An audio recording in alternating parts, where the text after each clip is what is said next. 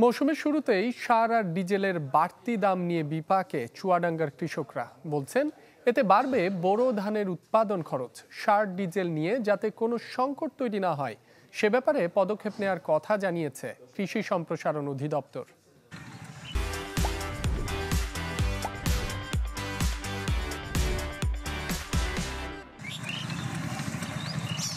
কদিন বাদেই রোপণ করতে হবে ধানের চারা, তাই জমি প্রস্তুতে ব্যস্ত কৃষকরা।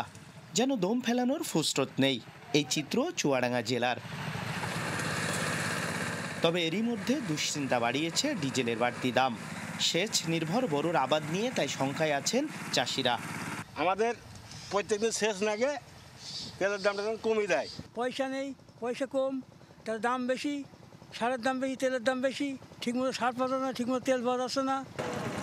শুধু ডিজেল নয়, সার নিয়েও দেখা দিয়েছে সংকট। সরকার নির্ধারিত মূল্যের চেয়েও বাড়তি দাম গুনতে হচ্ছে কৃষকদের। বলছেন এর ফলে বাড়বে উৎপাদন খরচ, যদিও পরে পাওয়া যাবে না ধানের ন্যায্য মূল্য।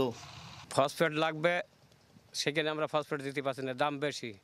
তারপর ধরেন ইউরিয়া ধরেন সেও দাম বেশি, 30 টাকা করে কেজি, দাম সার পাওয়া যাচ্ছে না।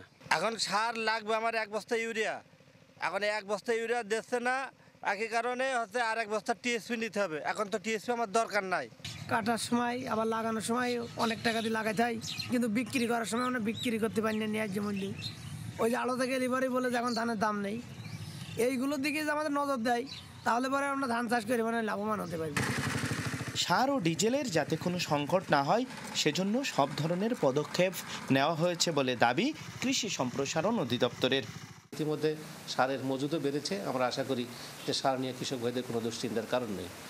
ডিজেল সম্পর্কেও কৃষি বিভাগ খোঁজখবর রাখছে যাতে করে সেচ নির্ভর এই বড় ফসল যেন ডিজেল সংকটে না পড়ে সে ব্যাপারে পূর্বে থেকেই তারা যেখানে যে পদক্ষেপ গ্রহণ করার করছে।